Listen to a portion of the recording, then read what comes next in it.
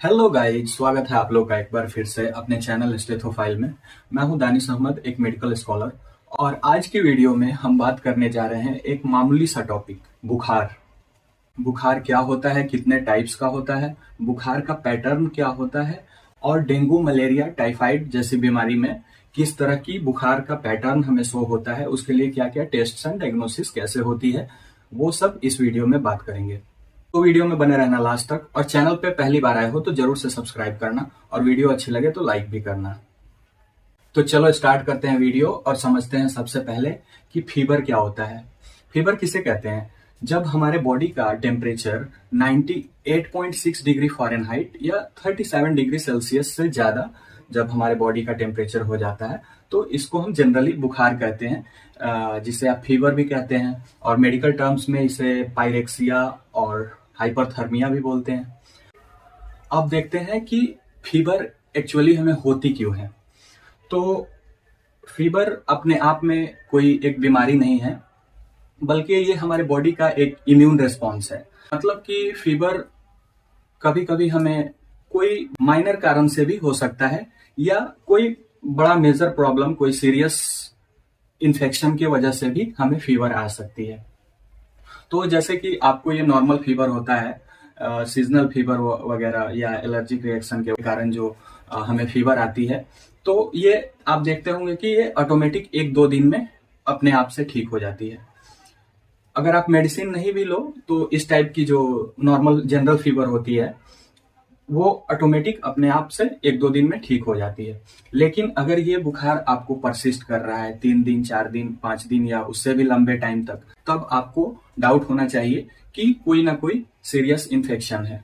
Infection के भी बहुत सारे कारण हो सकते हैं, जैसे कि कोई बैक्टीरियल इन्फेक्शन हो, या वायरल इन्फेक्शन हो, या हो सकता है कि पैरासाइट का इन्फेक्शन हो।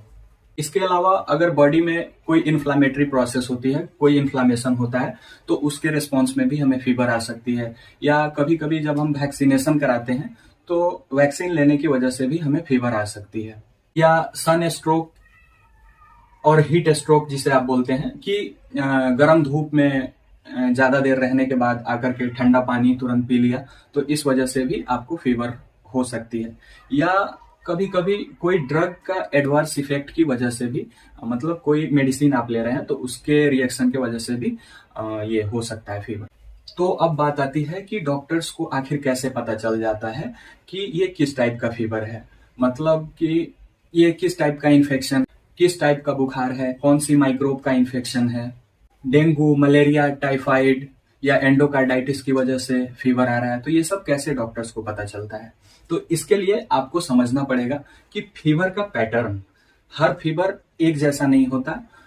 सब फीवर कुछ अलग अलग टाइप के वो अपने कैरेक्टरिस्टिक शो करते हैं। तो ये चीज आपको समझना बहुत जरूरी है कि ये फीवर का पैटर्न एक्चुअली होता क्या है। कल बात करते हैं फीवर के टाइप्स के बारे में, या पैटर्न ऑफ फीवर जिसे आप बोलते हैं।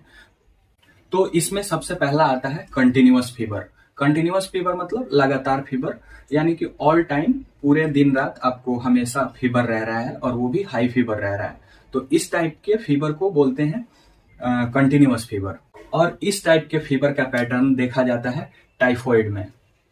टाइफाइड किससे होती है? साल्मोनेला टाइफी नाम की एक बैक्टीरिया है। इसी बैक्टीरियल इन्फेक्शन की वजह से आपको ये टाइफॉइड की फीवर आती है। और टाइफॉइड की फीवर कंटिन्यूअस फीवर, जैसा कि मैंने आपको बताया कि ये फीवर लगातार रहती है, मतलब ऑल टाइम हाई फीवर रहती है आपको पूरे दिन रात में। तो इस केस में जब पेशेंट को लगातार बुखार रहने लगती है, तो सेल्फ मेडिकेशन करने के बाद, खूब सारे पैरासीटामोल खुद से लेने के बाद जब फीवर नहीं जाता, तब जाकर के पेशेंट्स लास्ट में डॉक्टर के पास आते हैं। तब वहां पे डॉक्टर उनसे पूछता है कि बुखार कितने दिनों से है, किस किस टाइम पे बुखार ज्यादा तेज रह रहा है। मतलब वो एक्चुअली पैटर्न आपसे जानना चाहता है कि किस टाइप का फीवर आपको हो रहा है। तो इस केस में जैसे आप बोलेंगे कि हमें ऑल टाइम हाई फीवर रहता है, तो डॉक्टर तुरंत सस्पेक्ट करेगा कि ये टाइफॉइड की है, टाइफॉइड की फीवर है। तो उस कंडीशन में उससे रिलेटेड आपको टेस्ट करने के लिए डॉक्टर आपको प्रेस्क्राइब करेगा। तो वहां पर आप देखोगे कि टाइफाइड के लिए जो मोस्ट कॉमनली यूज्ड टेस्ट है वो विडाल टेस्ट है। इसमें कुछ फॉल्स पॉजिटिविटी भी आ जाती है कुछ केसेस में, लाइक आपको पहले अगर कभी टाइफाइड हुआ रहता है तो उसके अगर एंटीजन्स आप में अभी भी प्रेजेंट रहते हैं तो उसके वजह से भी ये फॉल्स पॉजिटिविटी कभी कभी शो कर देती है। तो इसलिए इसके और टेस्ट हैं, जैसे blood culture test. Patients with in time या मतलब फर्स्ट वीक में ही अर्ली स्टेज में अगर डॉक्टर के पास आ जाता है तो उसे ब्लड कल्चर भी दिया जाता है, क्योंकि उससे ये हम टाइफाइड के बैक्टीरिया को डिटेक्ट कर पाते हैं। तो नेक्स्ट टेस्ट है टाइफी डॉट। ये सबसे फास्टर एंटीजन टेस्ट है।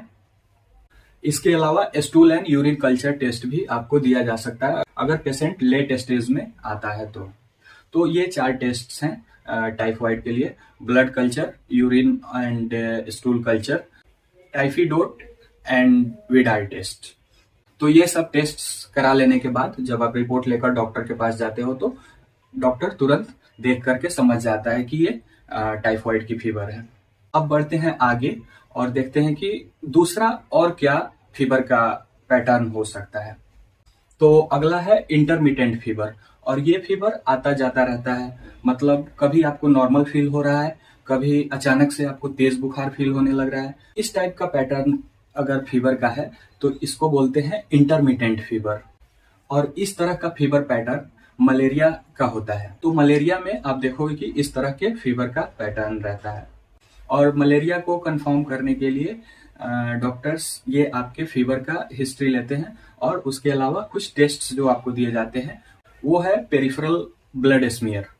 और एक्चुअली ब्लड स्मीयर में आपके ब्लड सैंपल को, रेड सेल्स को अंडर द माइक्रोस्कोप उसे डालकर एक्चुअली उसमें पैरासाइट लोड चेक करते हैं कि पैरासाइट का इन्फेक्शन हुआ है या नहीं। उसके अलावा जो दूसरी टेस्ट आती है मलेरिया के लिए वो है रैपिड डायग्नोस्टिक टेस्ट।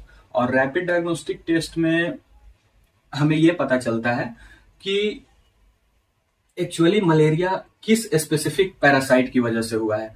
अब मलेरिया पैरासाइट से तो होती है, लेकिन बहुत सारे टाइप के पैरासाइट्स होते हैं, तो उसमें हमें ये पता करना होता है कि किस टाइप के स्पेसिफिक प्लाज्मोडियम की वजह से ये एक्चुअली हो रहा है। तो उसमें बहुत सारे होते हैं: Plasmodium oval, Plasmodium falciparum, Plasmodium malariae, और भी बहुत सारे टाइप्स आते हैं इसमें। तो उसको डिटेक्ट करने के लिए हम रैपिड डायग्नोस्टिक टेस्ट करते हैं। फिर उसके अकॉर्डिंग डायग्नोसिस कंफर्म हो जाने के बाद हम अपना ट्रीटमेंट प्लान देते हैं। अब जो अगला बुखार का टाइप है या पैटर्न है वो है रिलैप्सिंग फीवर। तो रिलैप्सिंग फीवर में क्या पैटर्न रहता है बुखार का? इसमें क्या है कि आपको कुछ दिनों के लिए बुखार चला जाएगा, एकदम से नॉर्मल, आप 3 दिन 4 दिन तक एकदम बिल्कुल नॉर्मल रहेंगे। 4-5 दिन के बाद से फिर से आपको बुखार आ जाएगा और फिर नॉर्मल होगा, फिर आ जाएगा। तो कुछ टाइम के लिए ठीक हो जाने के बाद वापस से जब फीवर आती है तो इसको रिलैप्स बोलते हैं, इसलिए ये रिलैप्सिंग फीवर है। इस तरह के बुखार का पैटर्न डेंगू में देखा जाता है, और ये dengue fever actually dengue virus के इन्फेक्शन की वजह से होती है। तो इसके लिए हमें क्या क्या टेस्ट करवाए जाते हैं? अगर पेशेंट को 1 से 5 दिन हुए हैं अभी बुखार आए हुए, तो पहले हम NS1 एंटीजन टेस्ट करते हैं। अगर 5 दिन से ज्यादा हो गए हैं बुखार आए हुए, तब हम डेंगू सेरोलॉजी करते हैं। इसके अलावा एक और टेस्ट जो कंप्लीट ब्लड काउंट है, CBC, इसमें हम एक्चुअली देखते हैं कि प्लेटलेट्स का नंबर अगर डाउन हुआ है और हिमेटोक्रिट का वैल्यू अगर बढ़ गया है तो ये सजेस्ट करता है कि ये डेंगू फीवर है। तो ये था तीसरा टाइप, रिलैप्सिंग फीवर, जो आपको डेंगू में देखा जाता है। अब अगला है रेमिटेंट फीवर।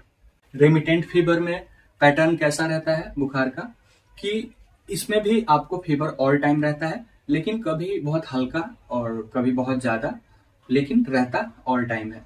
और ये देखी जाती है इन्फेक्टिव एंडोकार्डाइटिस नाम की एक बीमारी होती है, जो हार्ट के इनर लाइनिंग में जब इन्फेक्शन हो जाती है तो इसको इन्फेक्टिव एंडोकार्डाइटिस बोलते हैं। और इसमें हम ब्लड कल्चर और इकोकार्डियोग्राम जैसी कुछ टेस्ट करके फिर हम डायग्नोसिस करते हैं। तो इसलिए मैंने बताया कि फीवर एक इम्यून रिस्पॉन्स है जो बताती है कि आपके बॉडी में कोई इन्फ्लामेशन या इन्फेक्शन हुआ है, मतलब आपको कोई और बीमारी हुई है और जिसका ये एक साइन एंड सिम्टम है।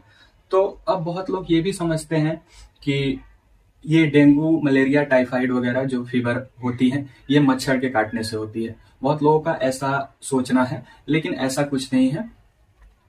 जैसा कि मैंने आपको पहले ही बताया, टाइफाइड साल्मोनेला टाइफी नाम की बैक्टीरिया से होती है, डेंगू वायरस से होती है और मलेरिया पैरासाइट से होती है। मच्छर तो सिर्फ कैरियर का काम करती है, मतलब एक इन्फेक्टेड पर्सन से दूसरे पर्सन में इसको स्प्रेड करने का काम करती है। तो अब लास्ट में देखते हैं कि आपको करना क्या है अगर आपको इस टाइप की फीवर अगर 4-5 दिन या उससे ज्यादा रह रही है, तो आपको इस केस में क्या करना है। सबसे पहले तो आप सेल्फ मेडिकेशन ना करें खुद से। आपको इस तरह लंबे टाइम से बुखार रहने लगे तो आप immediately as soon as possible आप अपने नियरेस्ट डॉक्टर से कंसल्ट करें, सेल्फ मेडिकेशन ना करें। और दूसरी बात, आप अपने बुखार के पैटर्न पे जरूर ध्यान दें। इसलिए मैंने ये सारे पैटर्न्स आपको बताए कि इसको आप ध्यान में रखें और अपने आपको किस टाइप का फीवर आ रहा है, जब आपको डॉक्टर के पास जब आप चेकअप कराने के लिए जाओगे तो वो आपसे ये पूछेगा कि किस टाइप का फीवर आपको आ रहा है। तो वहां पर आप अगर अच्छे से बता पाते हो तो डॉक्टर तुरंत से डायग्नोस कर लेता है कि हाँ इस टाइप का सिचुएशन है। डॉक्टर को जल्दी समझ में आ जाती है चीजें। आप अपने आप को खूब हाइड्रेटेड रखें ऐसे सिचुएशन में, यानी कि पानी ज्यादा पिए। उसमें आप कोकोनट वाटर या ओआरएस भी इंक्लूड कर सकते हैं। इसके अलावा कंप्लीट रेस्ट करें और एनएसएआईडीज को अवॉइड करें, मतलब जैसे एस्प्रिन, आइबुप्रोफेन या इस टाइप की जो एनएसएआईडीज होती है, ये एक्चुअली गैस्ट्रोइंटेस्टाइनल ब्लीडिंग के रिस्क को बढ़ा देती है। और ये जीआई ब्लीडिंग रिस्क के वजह से अगर मलेरिया का पेशेंट्स है तो उसके लिए बहुत घातक हो जाता है। इसलिए ये एनएसएआईडीज आप बिल्कुल अवॉइड करें। इसमें पैरासीटामोल ही सिर्फ एक सेफ माना जाता है, वो भी आप ज्यादा लंबे ड्यूरेशन तक ना लें। डॉक्टर से जल्दी कंसल्ट करें। Okay, that's all for today. See you in next video. Till then, bye bye. Have a nice day. Stay healthy, stay fit, and thanks for watching the video.